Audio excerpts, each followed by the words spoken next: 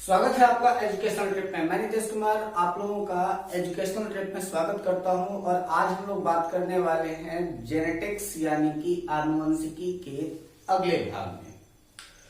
शुरुआत करते हैं हम लोग उस जगह से जहां से हमने पिछली बार छोड़ा हुआ था, लेकिन कुछ लोगों का कमेंट आया कि उन्हें डाई हाइब्रिड क्रॉस का जो मैंने इंडिपेंडेंट असॉर्टमेंट क्रॉस कराया था उसे फिर से जानना है, उसकी जीनोटाइप और फिनोटाइप रेशियो जाननी है।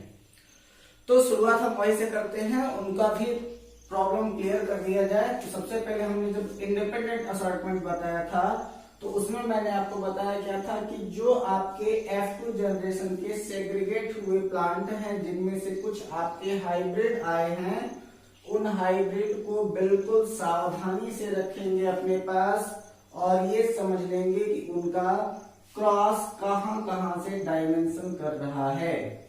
उसी के आधार पर हम लोग अपनी अपनी बातों को रखेंगे कि कौन सा प्लांट किस प्रकार का कैरेक्टर शो करेगा और किस प्रकार का नहीं करेगा।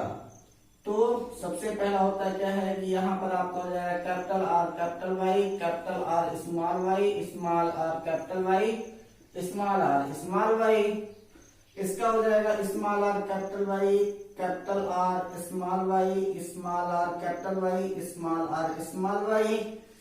यानी कि ये हो जाएगा आपका राउंड येलो, ये हो जाएगा आपका राउंड ग्रीन, ये हो जाएगा आपका रिंकल्ड येलो और ये हो जाएगा आपका रिंकल्ड ग्रीन। ठीक है, क्रॉसिंग कराते हैं। ये आपका जो होगा वो PE यानी कि प्योर इंड होगा और HE यानी कि हाइब्रिड इंड होगा। F1 जनरेशन का हाइब्रिड आप लोग जरूर देख लीजिएगा, मैं इसकी लिंक आपको डिस्क्रिप्शन बॉक्स में दे दूंगा ताकि आप जेनेटिक्स को सही तरीके से समझ सकें, क्योंकि जेनेटिक्स ऐसा पार्ट है जहां से आपके प्रश्न पूछे ही जाते हैं, खासकर आपके PCS के लेवल के एग्जामिनेशन में और आपके सुपर टेट के एग्जामिनेशन में, साथ ही साथ टेट 6 to 8 के एग्जामिनेशन में आपका जेनेटिक्स से क्वेश्चन जरूर आता है, इसलिए बड़े ही ध्यान से इस बात को समझिएगा। PE का मतलब होता है कि बिल्कुल प्योर यानी कि capital R capital R capital Y यानी कि राउंड येलो आएगा, यहाँ पर आएगा आपका राउंड ग्रीन, यहाँ पर आएगा आपका रिंकल्ड येलो और यहाँ पर आएगा रिंकल्ड ग्रीन। और ये सब के सब अपने आप में प्योर हैं क्योंकि इसमें किसी भी प्रकार का हाइब्रिड कैरेक्टर अवेलेबल नहीं है। अगर ये राउंड है तो कंप्लीट राउंड है और ग्रीन है तो कंप्लीट ग्रीन है, अगर रिंकल्ड है तो कंप्लीट रिंकल है, येलो तो कंप्लीट येलो है। ठीक है, इसमें से भी अगर कहा जाए कि F1 जनरेशन में हमने किसको लिया था तो हमने इन दोनों को F1 जनरेशन में नहीं लिया था, यानी कि ये आपके इंडिपेंडेंट असॉर्ट के समय में उत्पन्न हुए प्योर प्लांट हैं। हमने प्योर क्या लिया था, राउंड येलो लिया था और रिंकल्ड ग्रीन लिया था।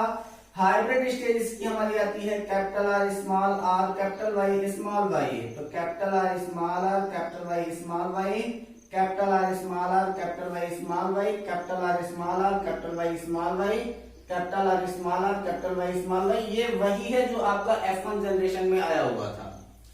ठीक है, इसके पश्चात क्या आ जाता है, यहाँ पर आएगा capital R capital Y small Y, जो कोड यहाँ वही कोड यहाँ। ध्यान देते रहिएगा, मैं यहाँ पर जीनोटाइप फिनोटाइप इंडिकेट कर रहा हूँ। ठीक है, तो जीनोटाइप इंडिकेट करते हुए चलते हैं हम लोग। तो ये एक था तो ये एक हो जाएगा, इसके बाद फिर ये दो आ रहा है ना, capital R capital Y small Y, तो इसको हमने रख दिया कितना, 2। इसके बाद ये क्या आ रहा था, capital R small are capital Y, जो यहाँ वही यहाँ पर capital R small are capital Y, तो ये भी कितना आ जा रहा है, 2 आ जा रहा है। इसके बाद ये कितना है, 1 2 3 4, सेम कैरेक्टर। देखिए कैरेक्टर आप ध्यान रखिएगा, ये 2 ये 4 हो जाएगा, 1 2 3 4, यानी कि ये सेम है। तो यहाँ पर हो जाएगा ये 4, यहाँ पर ये अकेला है, यानी कि capital R capital small Y अकेला है।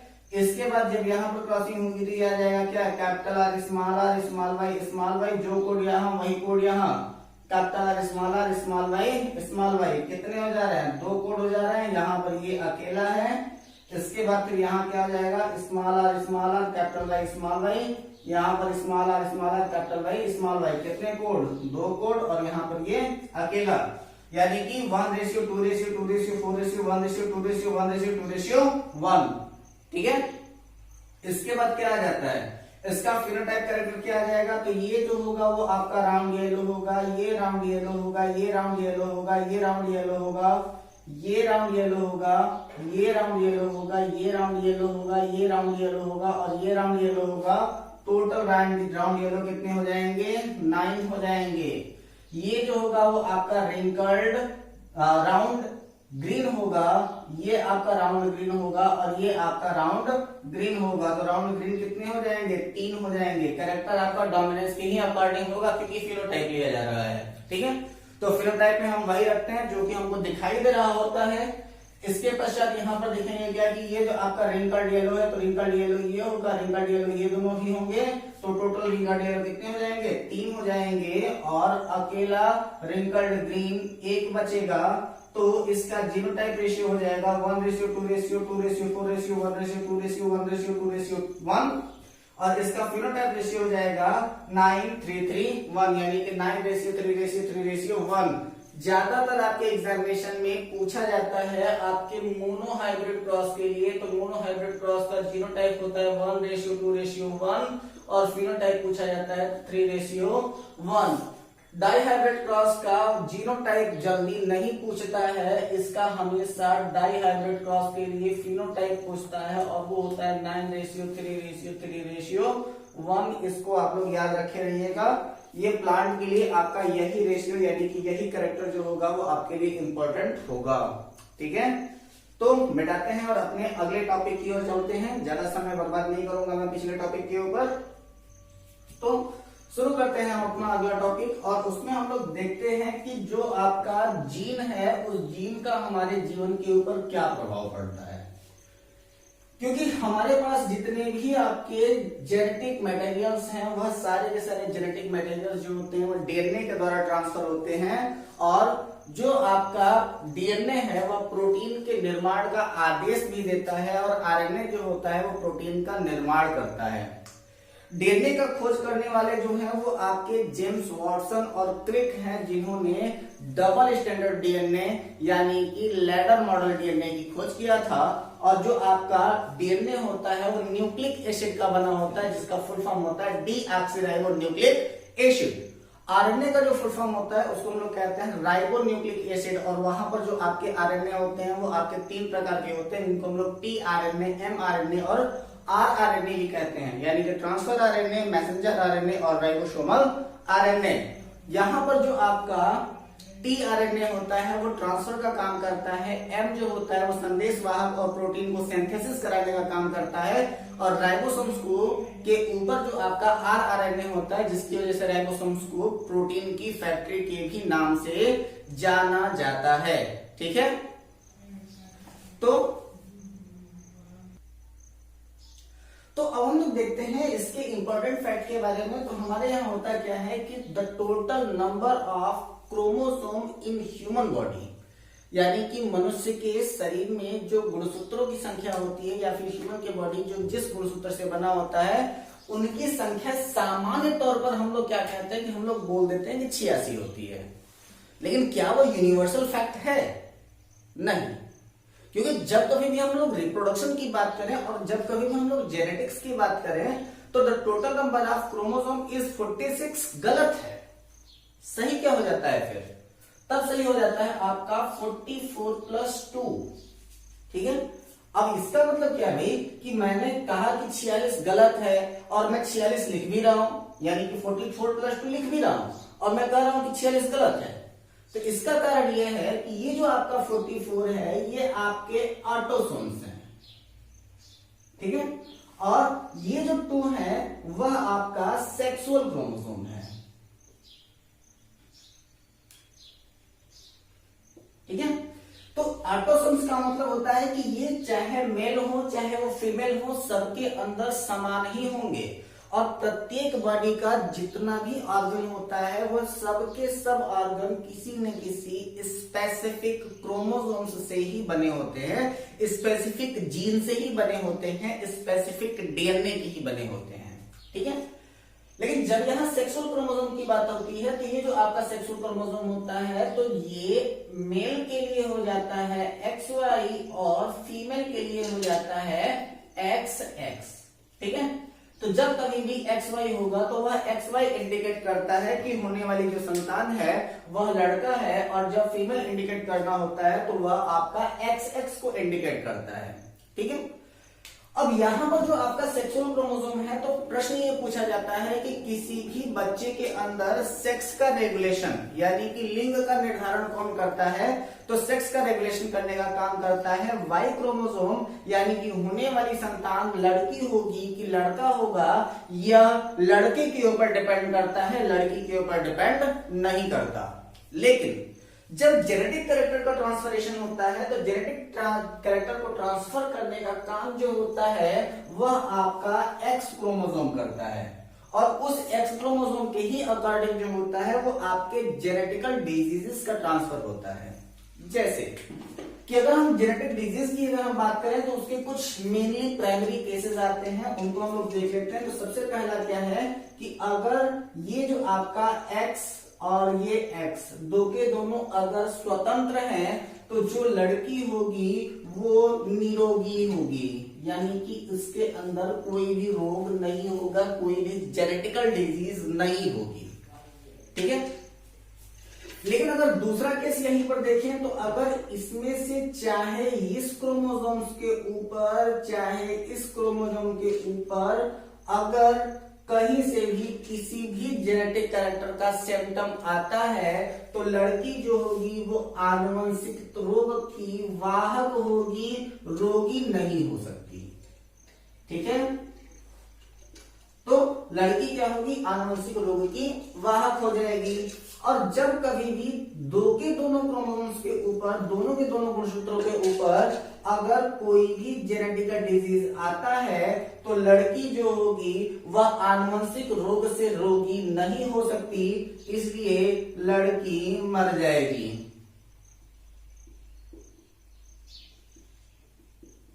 ठीक है, यानी कि अगर दो के दोनों के ऊपर अगर कोई भी जेनेटिकल डिजीज आता है तो लड़की क्या होगी, पैदा होने से पहले ही वो मर जाएगी।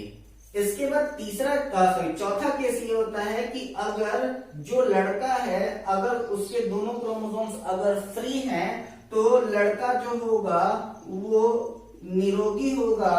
और पांचवा केस ये कहता है कि वाई क्रोमोसोम्स के ऊपर जेनेटिक कैरेक्टर का कोई भी सिम्टम नहीं जाता और ना ही वो जेनेटिक कैरेक्टर का सिम्टम को रोक पाता है, इसलिए अगर इस एक्स क्रोमोसोम्स के ऊपर किसी भी प्रकार का अगर जेनेटिकल कैरेक्टर आया या फिर कोई भी आनुवंशिक रोग आया तो लड़का जो होगा वो रोगी भी होगा और साथ ही साथ वह वाहक भी होगा। ठीक है, बिल्कुल इसी बात को क्लियर रखिएगा, आपको सारी चीजें क्लियर हो जाएगी कि कहां कहां पर कौन रोगी हो सकता है और कौन कौन वाहक हो सकता है। बड़ा ही इंपॉर्टेंट फैक्ट है ये, क्योंकि कई बार ये क्वेश्चन पूछा जाता है कि अगर इनकी क्रॉसिंग इनके साथ कराई जाए तो आनुवंशिक रोग आएगा कि नहीं आएगा। ठीक है, तो वह आपका जो बात है उसको अब हम लोग क्लियर करते हैं। ये जो फैक्ट होगा वो आपको समझ में अगर आ गया होगा तो आप लोग जरा सा देखिएगा इसका केस नंबर 1। केस नंबर 1 में जो लड़की थी वो निरोगी थी और जो लड़का था वह आनुवंशिक रोग से रोगी था। ठीक है, तो लड़की निरोगी, लड़का आनुवंशिक रोग से रोगी, तो इस एक्स का क्रॉस इस एक्स के साथ ऐसा आएगा, ये ऐसा आएगा, ये ऐसा आएगा और ये ऐसा आएगा, यानी कि जो भी लड़के होंगे वो लड़के निरोगी होंगे और जो लड़की होगी वो भी निरोगी होगी, लेकिन वह आनुवंशिक रोग की वाहक होगी, क्योंकि मैं पहले भी क्लियर कर चुका हूं कि लड़कियां आनुवंशिक रोग से रोगी नहीं होती हैं। ठीक है, तो यहाँ पर ये लड़की भी वाहक हो जाएगी और ये लड़की भी वाहक हो जाएगी। केस नंबर 2 और 2 नंबर कहता क्या है कि इस बार लड़की जो है वो वाहक है और लड़का जो है वो निरोगी है, तो इस x का क्रॉस इस x के साथ x दोनों स्वतंत्र, इस x का क्रॉस इस x के साथ xy दोनों स्वतंत्र, इस x का क्रॉस इस y के x के साथ ये दोनों x इसमें एक पर आ रहा है और इसका यहां पर हो जाएगा तो इस पर आ रहा है, यानी कि यहाँ पर जो लड़की होगी वह पूरी तरीके से निरोगी होगी, यहाँ पर जो लड़का होगा वह पूरी तरीके से निरोगी होगा। लेकिन यहाँ पर यह जो लड़की है वह वाहक हो रही है और यह जो आपका लड़का है वह क्या हो रहा है कि यहाँ पर लड़का रोगी भी हो रहा है और यह वाहक भी हो रहा है। ठीक है। केस नंबर 3 क्या कहता है कि अगर इस बार लड़की जो है वो वाहक है और लड़का जो है वह रोगी है, तो इस एक्स क्रॉस इस एक्स के साथ लड़की के ऊपर दोनों सिम्टम आए, यानी कि लड़की जो होगी वो पैदा होने से पहले ही मर जाएगी। इस एक्स का क्रॉस इस एक्स के साथ, यानी कि लड़का जो होगा वो रोगी हो जाएगा। इस एक्स का क्रॉस इस एक्स के साथ लड़की जो है वो वाहक होगी और यहाँ पर जो लड़का होगा वह निरोगी होगा, यानी कि यहाँ पर लड़की मर जाएगी। ठीक है। यहाँ पर लड़का जो है वो रोगी हो रहा है, यहाँ पर जो लड़की हो रही है वो वाहक हो रही है और यहाँ पर जो लड़का हो रहा है वो निरोगी हो रहा है। बिल्कुल फैक्ट रखेंगे, इसको ध्यान में रखेंगे, बिल्कुल आसान है, कोई दिक्कत नहीं होगी, आराम से हो जाएगा। ये अगली क्रॉसिंग हो नहीं सकती क्योंकि जब लड़की मरी हुई है तो वह आपका रिप्रोड्यूस कर नहीं पाएगी, यानी कि यही 3 पॉसिबल केसेस होते हैं जहां पर ये कंफर्म किया जाता है कि होने वाली संतान में आनुवंशिक रोग आएगा कि आनुवंशिक रोग नहीं आएगा। इंपॉर्टेंट फैक्ट है ये है कि नंबर जो आपका आता है वह आपका क्या कहा जाता है कि वर्णांधता, यानी कि कलर ब्लाइंडनेस। ठीक है। वर्णांधता और हीमोफीलिया, जिनके बारे में ज्यादातर पूछा जाता है। ठीक है। वर्णांधता और हीमोफीलिया क्या है? आनुवंशिक रोग हैं। और दूसरा चीज कि जब कभी भी आप लोग डॉक्टर्स के पास में जाते हो तो डॉक्टर साहब से पूछता है, जब आप टीबी का ट्रीटमेंट करा रहे हो या फिर जब आप मधुमेह का ट्रीटमेंट करा रहे हो तो डॉक्टर आपसे पूछता है क्या कि आपके खानदान में कभी किसी को टीबी या फिर मधुमेह था? तो आप कहते हो नहीं, तो आपको लगता होगा कि टीबी और मधुमेह जो है वो जेनेटिक डिजीजेस हैं, लेकिन ये जेनेटिकल डिजीजेस नहीं होते हैं। तो आपका क्या हो जा रहा है? मधुमेह,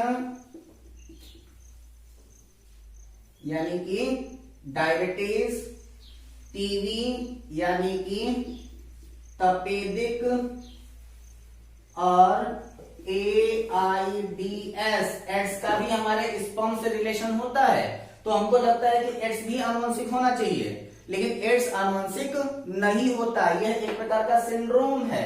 ठीक है। ये जेनेटिकल नहीं है, यानी कि अगर कभी भी किसी भी बच्चे का पालन अगर माँ के गर्भ में हो रहा हो और 3 महीने पहले, यानी कि बच्चे के भ्रूण के निर्माण के समय में, यानी कि बच्चे के भ्रूण का निर्माण हो चुका हो और 3 महीने के अंदर पता चल जाए कि माता या पिता में से कोई भी एड्स का रोगी था, तो बच्चे को एड्स के रोग से बचाया जा सकता है। ठीक है। तो मधुमेह, तपेदिक और एड्स जो है वह आपके आनुवंशिक डिजीज नहीं है। यहाँ पर क्या हो जाता है कि आपका वर्णांधता, हीमोफीलिया जो है वो आपका आनुवंशिक रोग है। मधुमेह, तपेदिक मतलब टीबी, एड्स ये जो है वो आपके आनुवंशिक रोग नहीं होते हैं। ठीक है। अब हम लोग थोड़ा सा और कुछ इंटरेस्टिंग फैक्ट के बारे में बात करते हैं जो इससे प्रश्न पूछा जाता है। तो कई बार क्वेश्चन पूछा गया है कि how many number of chromosomes are available in specific animal, या फिर किसी भी स्पेसिफिक चीज में पूछा जाता है कि टोटल नंबर ऑफ क्रोमोसोम्स यानी कि गुणसूत्रों की संख्या कितनी है। तो मैं आपको बता देता हूं कि किसका किसका ज्यादातर पूछा जाता है। तो सबसे पहला पूछा जाता है स्केरस में, ठीक है, और पूछा जाता है मच्छर में, और पूछा जाता है घरेलू मक्खी में गुणसूत्रों की संख्या पूछी जाती है, और किसमें पूछा जाता है? मटर में पूछी जाती है, और किसमें? प्याज में पूछी जाती है। इसके बाद फिर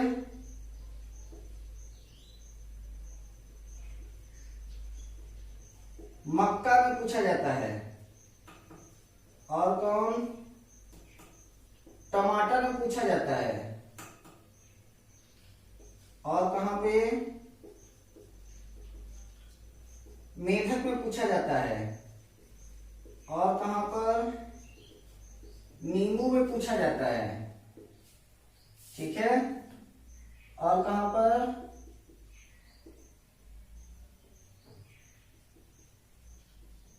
बिल्ली में पूछा जाता है। और कहां पर? चूहा में पूछा जाता है। और कहां? गेहूं में पूछा जाता है। खरगोश में पूछा जाता है।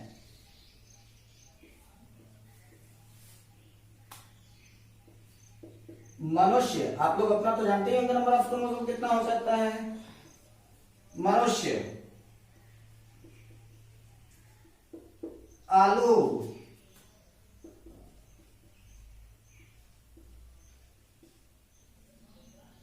चिंपैंजी,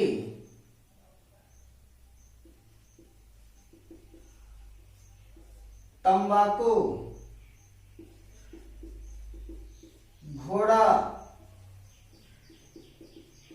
कुत्ता, कबूतर। ठीक है। इन सभी में पूछा जाता है नंबर ऑफ क्रोमोसोम्स कितने होते हैं। तो एस्केरिस में होता है 2, मच्छर में होता है 6, घरेलू मक्खी में होता है 12, मटर में होता है 14, प्याज में होता है 16, मक्के में होता है 20, टमाटर में होता है 24, मेढक में होता है 26, नींबू की 2 प्रजातियां होती हैं, एक में होता है 18 और दूसरे में होता है 36। इसके बाद जो आपकी बिल्ली है उसमें होती है 38, चूहा में होता है 40, गेहूं में होता है 42, खरगोश में होता है 44, मनुष्य में होता है 46, आलू में होता है 48, चिंपैंजी में होता है 48, तंबाकू में होता है 48, घोड़ा में होता है 64 और कुत्ते में होता है 78 और कबूतर में होता है 80। ठीक है। इसको बिल्कुल नोट कर लीजिएगा आप लोग। और यहां से प्रश्न आपसे बार बार पूछे गए हैं कि इसमें से किसमें गुणसूत्रों की संख्या कितनी होती है और किसमें कितनी होती है। इसी गुणसूत्रों के आधार पर हम लोग देखते क्या है कि जब कभी भी हमारी क्रॉस ब्रीडिंग होती है, जिसको हम लोग हाइब्रिड ब्रीड भी कहते हैं, ठीक है, तो क्रॉस ब्रीडिंग का इतना बड़ा इफेक्ट पड़ता है कि जैसे आप लोग जानते होंगे कि हम लोग के यहाँ जो हिंदू धर्म होता है, उस हिंदू धर्म में शादी विवाह के समय में गोत्र का मिलान करना सबसे ज्यादा अनिवार्य माना जाता है। गोत्र का मिलान इसलिए सबसे ज्यादा इंपॉर्टेंट होता है क्योंकि जब कभी भी 2 समान गोत्र के लोगों की आपस में शादी होगी तो समान गोत्र को एक ही परिवार का माना जाता है। और जब एक ही परिवार में 2 लोगों की शादी होती है तो वहां पर आनुवंशिक लक्षणों के स्थानांतरित होने की सबसे ज्यादा संभावना होती है। इसीलिए आज के डेट में सबसे ज्यादा जो प्रायोरिटी दे रही है, गवर्नमेंट भी इस चीज को प्रायोरिटी दे रही है, वह प्रायोरिटी मिलती है किसको? अंतर जातीय विवाह को। अंतर जातीय विवाह में पूरी तरीके से फैमिली बहुत ही ज्यादा दूर तक सेपरेट हो जाती है, जिसकी वजह से जो होता है वो जेनेटिकल डिजीजेस के ट्रांसफर होने की संभावना कम हो जाती है। ठीक है। इसी तरीके से एक क्वेश्चन पूछा गया था कि जो आपका क्रॉस ब्रीड होता है उस क्रॉस ब्रीड का सबसे अच्छा एग्जांपल कौन सा है? तो जो आपका घोड़ा है उस घोड़े के अंदर भी टोटल नंबर ऑफ क्रोमोसोम होता है वो 64 होता है और जो गधा होता है उसके में भी आपका 64 होता है। ठीक है। लेकिन जब इन दोनों की आपस में क्रॉसिंग कराई जाती है तो इनकी क्रॉस ब्रीड में सेम वैसा ही लक्षण आता है जैसा कि हमारे मानव में एक रोग आता है जिसको हम लोग कहते हैं एडवर्ड सिंड्रोम, और उसी एडवर्ड सिंड्रोम की ही तरह कुछ वेराइटी इसके अंदर आती है।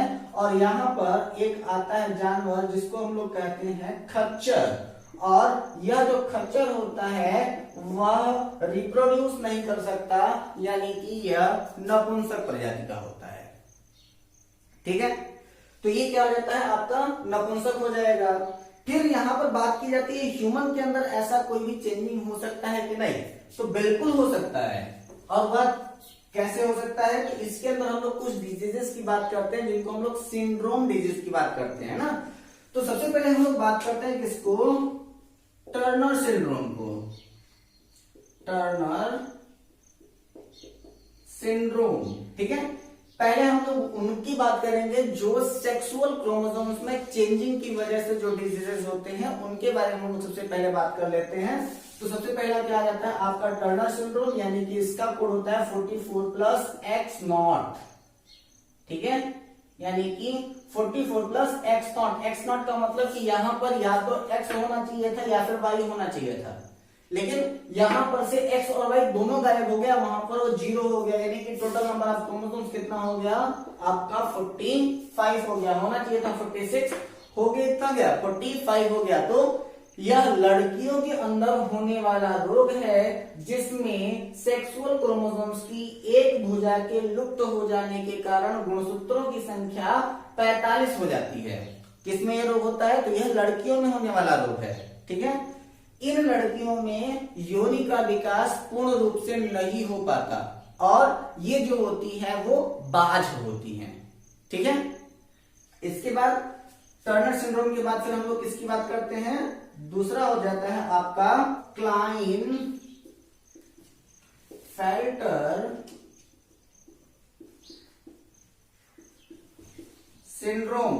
तो क्लाइन फेल्टर सिंड्रोम के लिए हम लोग क्या कहते हैं कि ये आपका 44+XXY=47 होता है। तो यहां पर जो आपका XXY है इसमें से ये X हो रहा है क्या कि लड़कियों के कैरेक्टर को बढ़ा रहा है और यहां पर होने वाली संतान Y की वजह से लड़का ही है। यानी कि यह ऐसे लड़के होते हैं, यानी कि जब क्रोमोसोम्स का नंबर 44 हो, कोड लेकर के हो आपका क्या 44+XXY हो, तो यह जो लड़के होते हैं उनके अंदर लड़कियों जैसे लक्षण होते हैं और ये नपुंसक होते हैं। तो वो लड़के जिनके अंदर लड़कियों के जैसे लक्षण हो तो उनको आप लोग क्या कहते हैं वो सभी लोग जानते हैं। तो यहां पर क्या जाता है कि 44+XXY=47 को इंडिकेट करता है। इसके बाद तीसरा जो होता है उसको हम लोग कहते हैं जैकेब सिंड्रोम, ठीक है। और जैकेब सिंड्रोम क्या कहता है? 44+XY=47, ठीक है। तो अब यहां पर क्या है कि ये XY का मतलब कि मेल तो कंफर्म था और यहां पर Y का मतलब कि एक्स्ट्रा मेल, ठीक है। एक्स्ट्रा मेल यानी कि टेस्टोस्टेरोन की अधिकता, टेस्टोस्टेरोन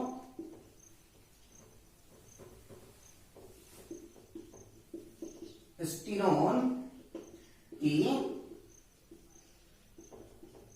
अधिकता, ठीक है। तो जो लड़के होते हैं उन लड़कों का स्वभाव क्या है? गुस्सा करना, ठीक है, थोड़ा सा सनकी होना। जब ये एक्स्ट्रा क्वालिटी इनके अंदर आ जाती है तो लड़कों को गुस्सा जल्दी आता है, वो सनकी स्वभाव के होते हैं। लेकिन जब इनका जो कैरेक्टर जब सामने आता है तो ये क्या होता है कि इस गुणसूत्र वाले जो रोगी होते हैं वो अत्यधिक क्रोधी तथा सनकी स्वभाव के होते हैं तथा सामान्यतः आपराधिक गतिविधियों में लिप्त पाए जाते हैं, ठीक है।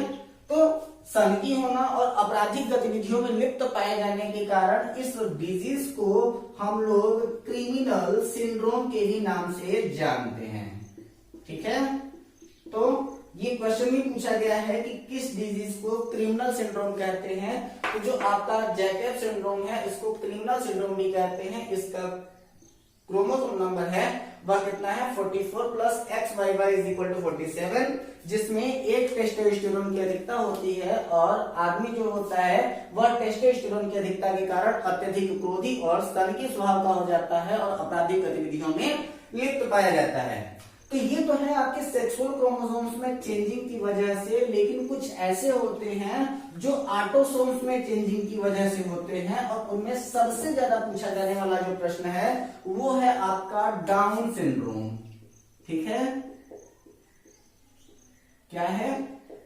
डाउन सिंड्रोम, ठीक है। इस डाउन सिंड्रोम को हम लोग 21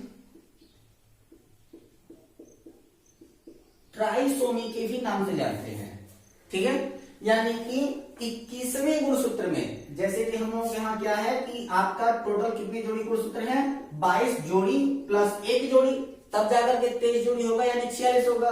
तो यहां पर जो इस ऑटोसोम्स का 21वीं जोड़ी है, 21वीं जोड़ी का ट्राइसोमी होना, ठीक है। तो 21वीं जोड़ी का ट्राइसोमी होना यानी कि 21वीं जोड़ी में XXX यानी कि 3 क्रोमोसोम्स अवेलेबल हो जाएंगे। और इनका ट्राइसोमी होने की वजह से यहां पर जो लड़के होते हैं वह बौने होते हैं, इनके अंदर गर्दन का अभाव होता है, यानी कि इनके अंदर गर्दन जो होती है वो कम पाई जाती है, भौहें सटी हुई होती हैं, और ये जो होते हैं वो मंद बुद्धि होते हैं, ठीक है। तो अब यहां पर इस डिजीज में होता है क्या है कि बच्चे जो होंगे बौने होंगे, इनमें गर्दन का यानी कि ये जो वाला थ्रोट होता है, थ्रोट वाले पार्ट का अभाव होता है, भौहें जो होती हैं इनकी सटी होती हैं और ये मंद बुद्धि होते हैं। इसीलिए यह जो रोग होता है इसे हम लोग मंगोलियन बेवकूफता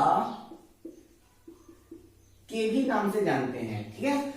तो डाउन सिंड्रोम को मंगोलियन बेवकूफता या फिर 21 ट्राइसोमी कहते हैं, जिसमें 21वें गुणसूत्र का ट्राइसोमी हो जाता है। ये बच्चे जो होते हैं बौने होते हैं, इनमें गर्दन का अभाव होता है, इनमें जो भौहें होती हैं वो सटी होती हैं और इनकी जो बुद्धि होती है वो कुंठित होती है, यानी कि ये मंद बुद्धि होते हैं, ठीक है।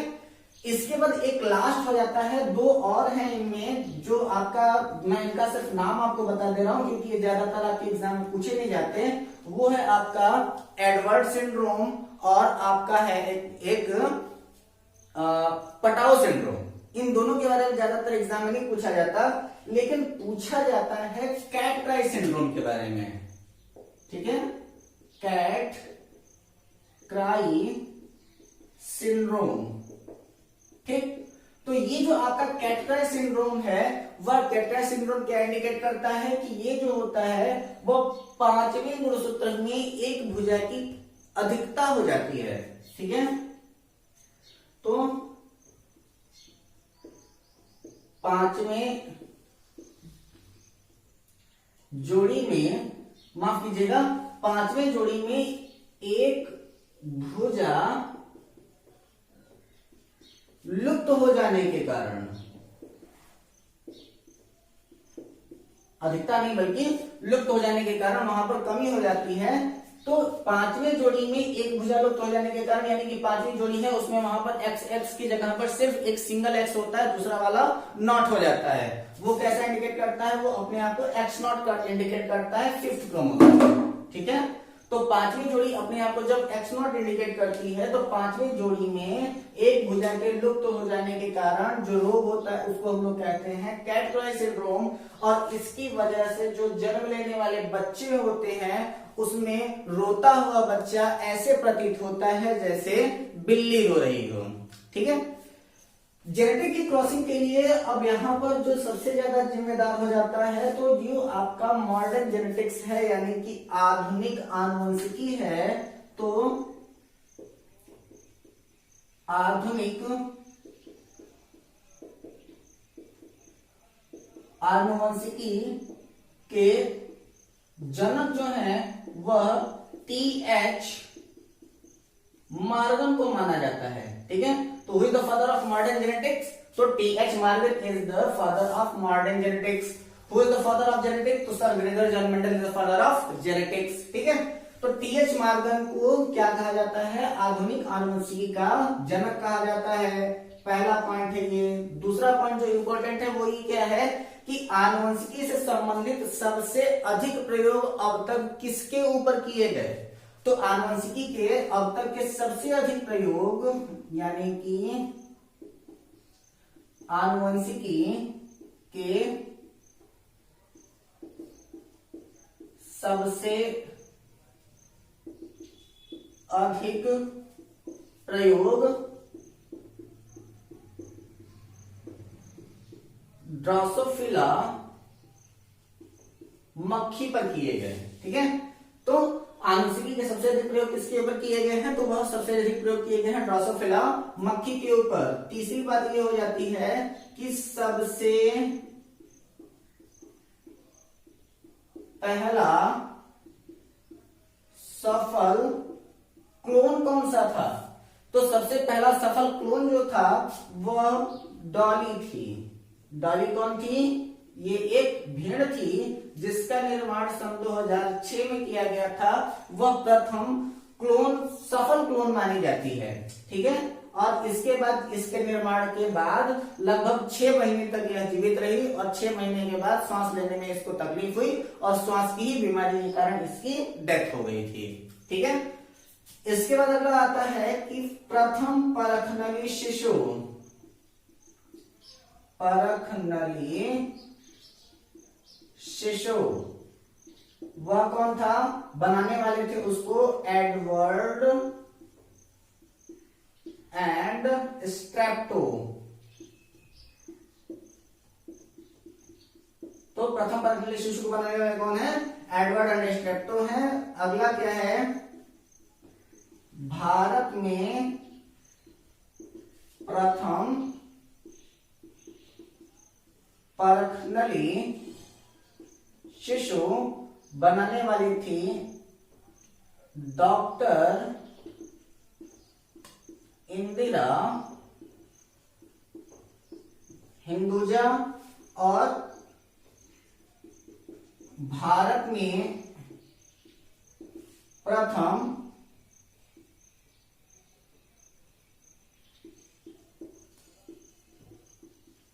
परखनली शिशु का नाम, जो पहली बार बनाई गई जो अनसक्सेसफुल थी उसका नाम था हर्षा, और जो दूसरी बार बनाई गई उसका नाम था दुर्गा। ठीक है, तो पहली वाली परखनली शिशु का नाम है हर्षा और दूसरी वाली परखनली शिशु का नाम है दुर्गा।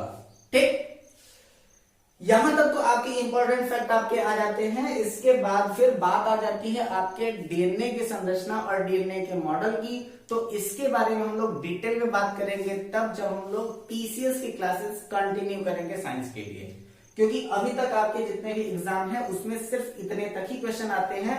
सिर्फ यहाँ पर आपको मैं लिख देता हूं कि जो आपके डीएनए है उनका आनुवंशिक कोड क्या है और जो आरएनए है उनका आनुवंशिक कोड क्या है। इसके अलावा और कुछ यहां से नहीं पूछा जाएगा आपसे। तो जो आपका डीएनए होता है उसका जो न्यूक्लिक एसिड होता है उसको हम लोग कहते हैं एडेनिन, एडेनिन, जी का मतलब ग्वानिन, टी का मतलब थायमिन और सी का मतलब साइटोसिन। और जो आपका आरएनए होता है उसमें ए का मतलब एडेनिन, जी का मतलब ग्वानिन, यू का मतलब यूरेसिल और सी का मतलब साइटोसिन होता है। ठीक है, अब यहां पर बात इंपॉर्टेंट क्या आ जाती है कि जो आपका डीएनए होता है वह प्रोटीन के निर्माण का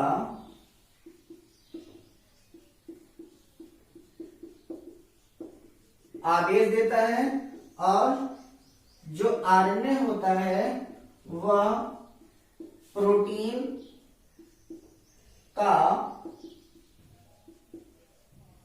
निर्माण करता है। इनकी रेंजिंग क्या होती है कि जो आपके आरएनए होते हैं वो आपके कहे जाते हैं टीआरएनए, एमआरएनए और